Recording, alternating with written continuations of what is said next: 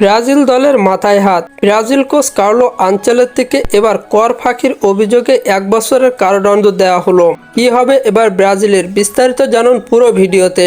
Brazil জাতীয় দলের বর্তমান কোচ এবং রিয়াল মাদ্রিদের সাবেক কোচ কার্লো আনচেলত্তিকে 1 বছরের কারাদণ্ড দিয়েছেন স্পেনের একটি আদালত। কর ফাঁকির অভিযোগে এই শাস্তি ঘোষণা করা হয়েছে। বুধবার আন্তর্জাতিক বার্তা সংস্থা এএফপি এই তথ্য নিশ্চিত করেছে।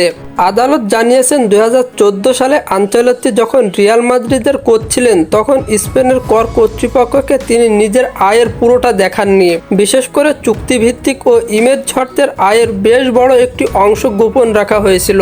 এই কর ফাঁকির ঘটনায় আনচেলত্তির বিরুদ্ধে অভিযোগ প্রমাণিত হওয়া আদালত থেকে 1 বছরের কারাদণ্ডের পাশাপাশি 3,86,000 ইউরোর বেশি অর্থদণ্ডে দণ্ডিত করেছে। শেষ পর্যন্ত এই দুঃখজনক ঘটনার মধ্যে স্বস্তির বিষয় এটিই যে তাকে কারাগারে যেতে হচ্ছে না। তবে কর সংক্রান্ত বিষয়গুলোতে আরও সতর্ক হবেন বলে জানিয়েছেন ব্রাজিল কোচ।